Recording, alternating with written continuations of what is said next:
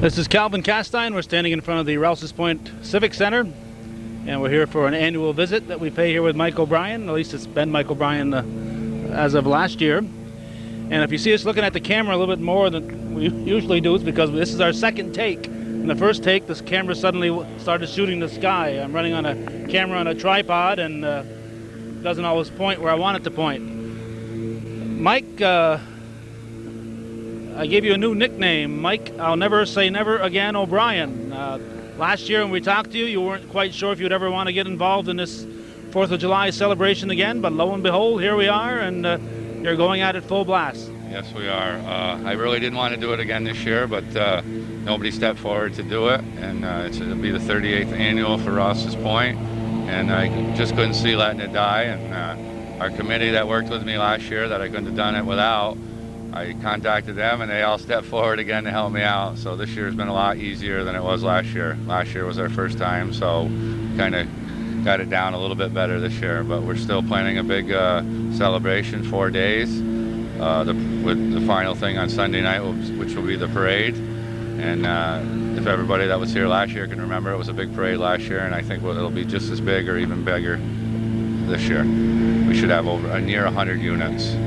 Now, you were telling me last year that you, on our first take on this thing we're doing right now, that you had 85 units scheduled? We have 85 right now scheduled. I just got 5 more in this morning. They're just coming in pretty fast now. Everybody, I guess, waits to the last minute. So hopefully that everybody that's going to be in the parade will have contacted me at least by Saturday, so we kind of know how many we do have. Because last year, 20 units just showed up without even contacting us. And we'll probably let them in, even though we said we wouldn't, but they'll be at the end of the parade. So we gotta know how many are gonna be with us this year. Well, it makes it a lot better organized. It's just getting the information from the lineup area to the reviewing stand is a lot of work to get all that information and get it down there. And if you get some people, 20 units you said showed up last year at the last minute, it's a lot of... Well, for the master of ceremonies especially, which was John Huckrow last year, and by the time the parade was getting in front of him, they were all out of order. There was groups that he didn't know that were coming. He was, so it wasn't his fault. It was just, too many things at the last minute. And as people know, if you try to get into Rouses Point at 6:30 to 7 o'clock on Sunday night, it's almost impossible because the village gets closed right off. So this year, in the letters that we sent out, we all wanted them here at 4:30 in the afternoon. I know it's early, but it makes it easier for the committee members to place them and not have the village tied up with traffic, because last year we had traffic tied up an hour before the parade, and we just don't want to do that this year because it just makes it too hard for the village police and everybody else involved. Well, if you've got an entire parade all showing up at the same time, that's got to create a traffic jam. It did. We tried to organize them. We had 3 different places where they park. We have some in Delagar's parking lot, which we couldn't do without. If Delagar's wouldn't let us use their parking lot, it would be virtually almost impossible to hold the parade, and I want to thank them a lot. And then this year we're going to go up behind Barn Street like we did last year, which is next to Shazy Hardware, and Bordeaux Brothers. They let us use some of their parking.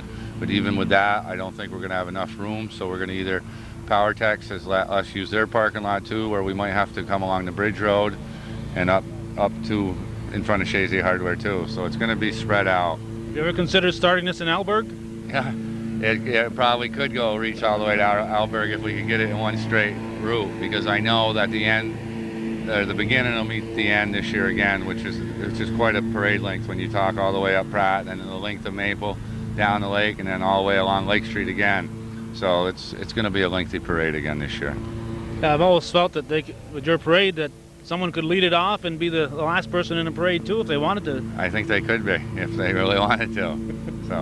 But we have 8 bands from Canada. We have 3 bagpipes band, 1 coming from Cornwall this year, and 4 other ones in the Montreal area, and then with the Straw Hatters. So we have 8 bands, and a lot of floats and different fire departments. The theme of the parade, which I probably should have mentioned before, is dedicated to all the workers of the ice storm. So the color purple is going to be the theme for colors and the floats, and we have crews coming in from Fairport, which is near Rochester, that were here during the whole ice storm. We have a crew from Tupper Lake coming in. Broome County's bringing in 2 trucks that were here for a month. So hopefully I don't know if we'll get any more this week, but at least we have some of the crews, and our village crew is going to be in the parade. So that's what we're dedicating it to. That's a great idea, and it's nice to get these people who were being paid, but they were still here doing a bang-up job from out of the area, and everywhere they went, people certainly appreciated them. And Fairport was here the longest, Fairport and Tupper Lake, so it was good that they're both coming. And it's a long ways to come from Rochester to come just for our parade, and they're sending 3 men for 2 nights. And I want to thank Scott Bosley, because Scott Bosley donated 3 rooms for him for 1 night of the parade, which was very appreciated. Who's this Scott Bosley? He's the owner of the Anchorage Motel. Okay. So yeah, the Anchorage. So I want to thank him a lot for doing that, which was very generous of him. And we have a few staying at the log cabin. I think one's going to be camping out in my yard. I'm pretty sure. But it was nice for them to let them come. So. Okay, the parade is Sunday at 7. 7 o'clock. Now, there has been some thought in the past of moving it to Saturday. Was it Saturday last year or Sunday last year? Sunday last year. We were gonna have it on Saturday this year, which would have been the actual July 4th. But Plattsburgh has their parade on Saturday plus the fireworks. So then we would have been not competing with them, but a lot of the units would have been down there. So I think it would have just made it too hard to have it on the same day as Plattsburgh has theirs. So that's why we went back to Sunday night. And traditionally, it's been on Sunday nights over the years. I mean, most of the years it has been on Sunday nights. I know there was quite a few that were on Saturday night when George was running it, but over the years, I think most of them have been on Sunday night. I think most of the history of the parade, I think George Ducharme started it 38 years ago, and then for many years the fire department ran it, and George ran it for several years after the fire department stopped running it. And anybody else in there that might have run it besides yourself? I don't think so. If there is somebody, let Mike know, so in future he'd know the complete history of it. But as far as I know, it's been George Ducharme, the fire department, George Ducharme, and now Mike O'Brien for the next 30 years and counting. I don't know about that, but this year anyway. Now this guy has got so much time on his hands. Not only is he running this 4th of July parade, but I heard you've also taken over the Sportsman's Barbecue. Yeah, I'm going to be the co-chairman of the Ross Point Sportsman's Barbecue, and I think that's the 37th year that's been in existence, and nobody wanted to take that, so I got Brian Kavanaugh, myself, Danny McCallum, a few of the guys, Robbie Casey, Todd Fredette, Dale Changelo. We're all going to step in, and with the regular crews, or most of the regular crews that have helped out during the years. But we're going to try to put some, well, just the other guys that have run it for so many years, it's just got to be too much work, and after a while, when somebody does it for a long time, they'd like to step aside too. So yeah, one of your family, of course, has been involved in that. Your father, your uncles, the McCallums. Yeah, so it's time the younger blood to step in and see what we can do for a few years. While you're still younger, right? Yes. All right. So if you need anything done, this is the guy to contact. That's just July he's doing this. So imagine the time he's got in August, September, and all winter long. Well, I don't know about that. Ice will be coming quick. Yes. Okay.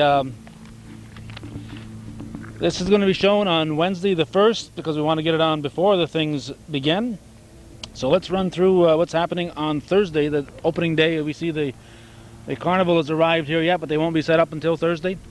Yeah, Thursday. They're going to open up around 4 to 5 o'clock. I got it 5 o'clock in here because last year I had it scheduled for 2, and it was tough to get them rolling around 2 o'clock in the afternoon because they stay up fairly late at night. So they like the late show. 5 o'clock until closing, we have the flea market, food concession, and the carnival opens. And then at 6 until closing, we have the beer and sausage booths at the fire station. 7 o'clock, we have a lacrosse game. The Ganyanka Gunners and the Snai Warriors at the Civic Center, and Hometown Cable will be there. I've already told Evan Dollarone that we'd be covering that game. And we don't get much of a turnout. I cover a lot of their games, and except for Native American fans, we don't get a lot of us non-native fans just don't seem to show up, and it's I find that I've never been a big hockey fan, and I find it more interesting than hockey. I think it's I think if more people actually see it, I think they'd be interested in it. So hopefully that that's why we tried to have some things during the 4th here for them, to see if we could get some spectators in there for them. So we'd appreciate anybody that wants to come. There is a small fee I mean, he does Yeah. he usually charges, I think it's $6 in the door, but he's going to lower either to $2 or $3, I think, for the 4th of July. I think I've seen $5 when I come in. It was $6 last year, but I've been looking this year and I've seen $5 for adults. And he also, I think he told me, to lower it during the 4th so we could get some spectators in there. So I don't know if he finalized, because he controls that, whether it was going to be $2 or $3 to get in. But I still think it's well worth the price. Yeah, and it's something different, and it's a chance to, the Native Americans were here, the Indians were here before we did, and they were playing this sport before the white man showed up. So it's got its roots in it's their national sport, right? That's right. It's the Iroquois Lacrosse League. These players come. It's not just some small little league. This is kind of like North Stars football. This is they've got Syracuse, they've got Montreal, they've got out west toward Toronto a little bit. They've got players from all over the Indian nations, and it's a good chance to meet them and mingle with some people that we probably don't run into that often. Yes. So hopefully we do have some spectators for them. I know they'd appreciate it. So come on down and see it. Yeah, I think the average, if you're a hockey fan, I think you're going to love lacrosse, and if you're not a hockey fan, I think you're still going to find this very interesting. So come on down. So that's what's scheduled for Thursday night. Starting out slow. It's usually it's the first night. Everybody's on vacation on Friday, I think. Most people will be celebrating it on Friday. So then on Friday, July 3rd, 12 noon until closing, we have the beer and sausage booth opens at the fire station. Okay, who's running the beer and sausage booth? Is that the firemen? Yeah, the firemen are running it, and then the auxiliary are going to have a booth for hot dogs and hamburgers, and then I don't know what else they're going to have. I think a few more things involved in that too. And I think that's all opening all at the same time too, with the beer and sausage booth. And 2 p.m. until closing, we have the flea market, food concessions, carnival opens. And then at 7 o'clock until 7 o'clock, it's probably going to be a 45-minute show. Costco the Clown at the Civic Center. And this guy, he graduated from the Ringling Brothers Barnum and Bailey Clown School. He's performed at the White House. He was performed all over New York. The New York Post gives him a high review. The Daily News. He was on the Dick Van Dyke Clown Show. So I think this is going to be a really good show to come down and see. And we're not going to charge for that. We might run a 50-50 in the door if people wouldn't want to buy something, just but it's not going to be no charge. So that starts at 7 o'clock. So bring your kids down and hopefully have a big crowd for that this year. Because last year we had a magician and we only had maybe 50 people turn out, 70 people. So hopefully we do better on that this year. And that's at Friday night at 7 o'clock. And he's a clown who's performed at the White House, and that's all I'll say. Yeah. And then at 7:30 we have the Straw Hatters Band concert. And 7:30 it might be a liting bit longer, depending on how long Costco the Clown goes. Now I don't know if it's nice weather.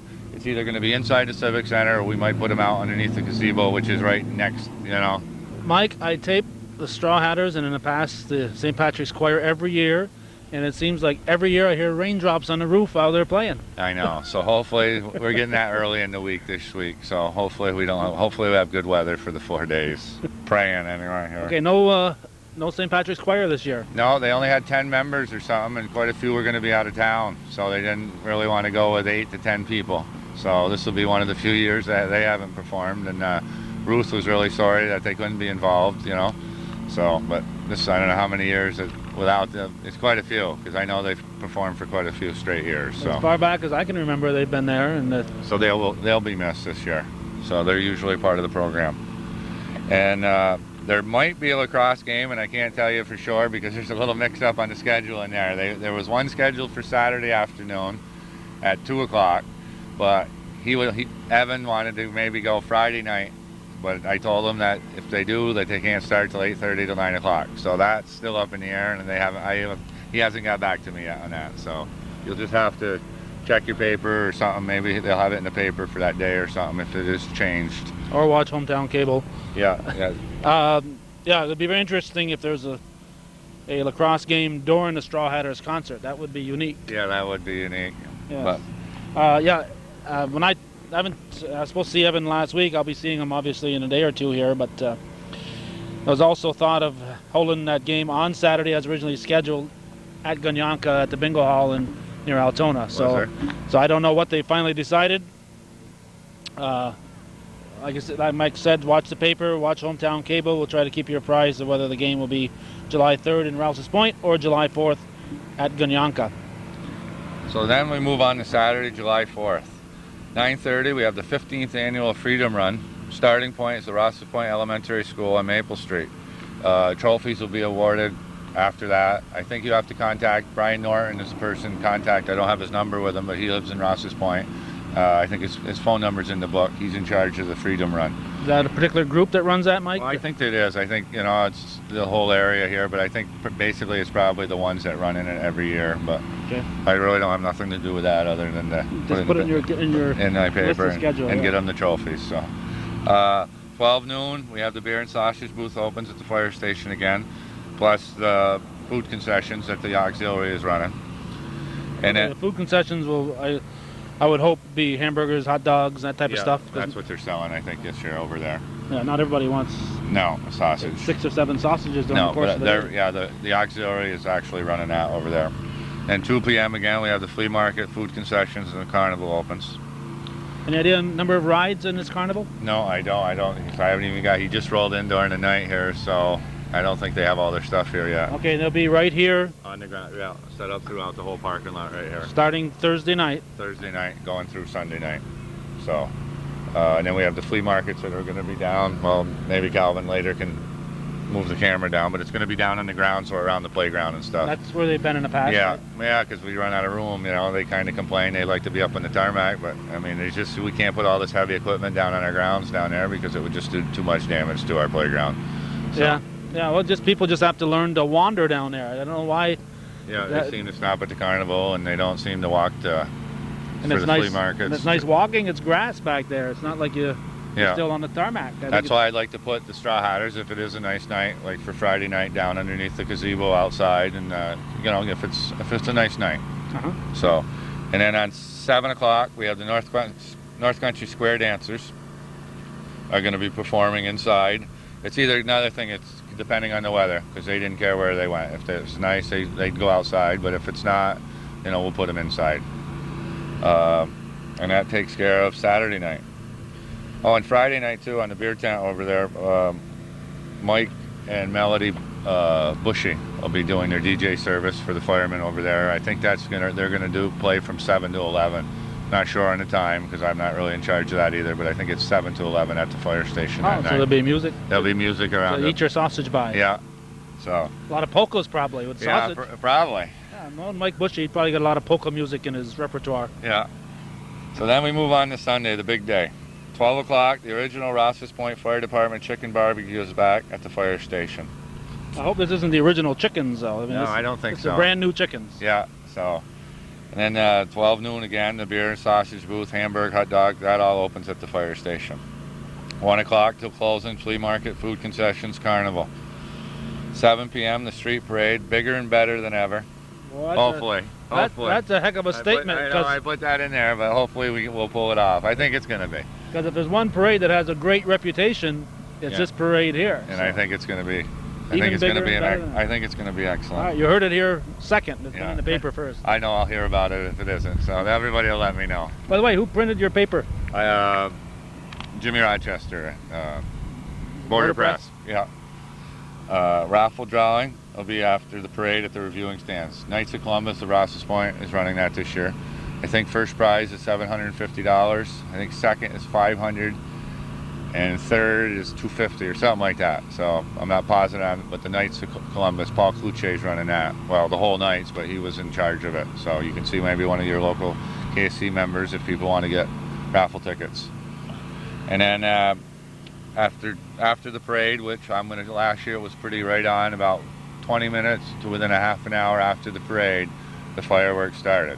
So, I mean, a few years ago I can remember where it just was about 11 o'clock before they started shooting off the fireworks, and that won't happen again this year. We're going to have it within a half an hour, after the parade, because when the parade got done last year, it was just about dark. I think you can contest to that because you were filming. So we want to start that so, people don't have to hang around and just sit and wait for an hour or whatever. Yeah, and then, with young kids, and a lot of people have to work on Monday this year, so we'll try to get that right off. So, and it should be a good fireworks too. We spent quite a bit of money on it again this year for the fireworks.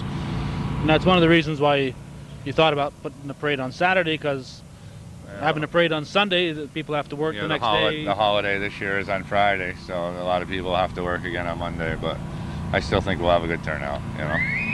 Oh yeah, most of the parades have been on... And then the fireworks display will be from the Rouses Point Sportsman's Club too, so everybody will know where they're shooting. They won't be looking at one end of because that one year they had them out at the end of the breakwater and it was a little bit too far to see, and yeah, people everybody was down. Everybody was down watching, waiting for the Sportsman's Club, and it was on the other end of the village. But it is going to be at the Rouses Point Sportsman's Club. Well, I hope it's comparable to the display I saw last night with the with this lightning last night. I heard it was a good show. Oh, it was a heck of a show last night. So hopefully this year's fireworks will once again match what Mother Nature provided for us earlier this week. Yeah. And also, I'd like to give special thanks to a lot of people here that were involved with helping me with this. Read that first name at the top of here. Michael Bryan, Chairman. There you go. I can say Bob isn't with us anymore, but last year when Bob Venn interviewed me last year, and it was just before, because he was supposed to be in the parade last year, and I never put my name in. I remember he gave me, how come your name isn't in there? So I put it in this year thinking of Bob. So. You thought of Bob last year too, and you dedicated the parade to him, and I thought that was very nice. Yeah, so and Bob did a lot for myself personally, yourself too down here, you know, since I've been at the rec center for 3-4 years, you kind of put me on, and you know, you've made people aware of the Civic Center, and I appreciate it, and Rouses Point appreciates it for what you've done too. My committee members, which I couldn't have done this without these guys, because they were here last year before me, and they didn't want to get involved either. But once I got involved, most of them come to my rescue, and they're back involved too. So, Tom and Pam Marlowe, Lisa Mascow, Danny McCallum, Carol Hanfield, Carol Babby, Bruce Seguin, and Ken Ryan. Arsene Letourneau, the village treasurer, but I'd like to thank Mary Natal and Carolyn Bailey, because they do a lot of work when Arsene isn't there either, for handling the money of the ads coming in and just the billings, and there's just a lot of different things involved in this. The Rouses Point Village Board and the employees, all the employees that, you know, because with the electrical, the streets, you know, I mean, we couldn't do this without them. It takes everybody to do this, to pull this off. But I want to thank all them too. Knights of Columbus, Council 2366 for running the raffle. Rouses Point Fire Department and Auxiliary for holding the chicken barbecue, sausage, hamburger, and hot dog booths, because, you know, without that too, it just adds more flavor to the whole thing. So you need them too.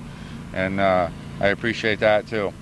Brian Jefferson, he was on the committee last year, which he still helped out, but this year we got him to be master of ceremony, so he'll be with you, Calvin, on the reviewing stand. So I think Brian will do a good job there. Peanut's so bashful. How are you going to get him up there? I don't know if he will be able to handle that, you know. I mean, he doesn't really, gets nervous, you know, speaking, so I think he'll do a good job on that. So I want to thank Brian too. Judges are Joe and Sumont and Paul and Elaine Kluche. The parade judges? Are the parade judges this year. So them are the people I really want to thank, and I'm sure there's other ones that, you know, my crew down here, Mike Lemieux, John Bedard, Grant Dean, they do a lot. I got Mike Letourneau, another one I'd like to thank. He's helping out on Sunday. He works for the village. He's part-time, but he's going to be helping on Sunday. And we have Pam and Tom have a lot of people that are, and I don't know their names, but Pam and Tom's recruited quite a few people. I know one is Pam's good friend. They're from downstate. They helped out last year. They just rolled in on Saturday and they stepped right in. Wow. They worked the whole thing. I know they're coming back this year. And I think they have some of the Booster Club kids involved this year. Because what we're going to do, as far as the setup on the parade this year, it's basically all the marchers are going to go into Delagar's parking lot. And then basically it's like whoever comes first, that's the way you're going to be in order. I mean, we'll do some arranging. But last year with the stakes and with that many people coming in, it got out of order anyway. So we figured that would be the easiest route. So I know... except for bands, you can't have bands back to back. No, there won't be. I mean, like even the fire trucks and stuff, we'll arrange them once they get up in there. But we're going to say, this is where you go. There'll be people up in there and to arrange the people then. Because, I mean, we had the stakes. We moved them 4 times. You know, we had them all set out Sunday morning, and it didn't end up that way anyway. So we figured this would be the easiest way to go. Well, we'll know after Sunday night. We hope it is anyway. Well, you'll know for next year. Yeah, and then we're going to have a runner on the end of Liberty Street. As you go up Maple Street, there's going to be people. We got our own t-shirts, Ice Storm t-shirts, all the committee members. And there'll be somebody, we're going to give them a piece of paper before the parade. and then they fill out whatever they want. So then we know what they're in order. When they go by the Liberty Street corner, we'll have 3 or 4 runners there, and then we'll have them in order. They'll be able to run them to the reviewing stand. So when they get to Brian, he'll know and what's to be said. You know, if they want something said in the name of their organization, or you know, so that's the way we're going to try to do it this year. So we're supposed to, hopefully we have about 20 to 25 people helping us the night of the parade. Like last year we tried to do it with about 6, 7 guys and women, ladies, and it was a nightmare. It really was. That was the worst 3-4 hours of the whole thing. So that is what we're going to try to have been organized. Better to have too many people than not enough. Yes, because it's, you know, there's just a lot of units coming into the village, and last year it seemed like they all showed up between 6:30 and 6:45. So it was that's what we want to try to get away from this year. Okay, another one that I think provides a PA system every year is Jim Rochester. I usually see lugging the PA system down there. Is he doing that again this year? No, because we got a whole new system in the Civic Center this year, so we're going to use our own system.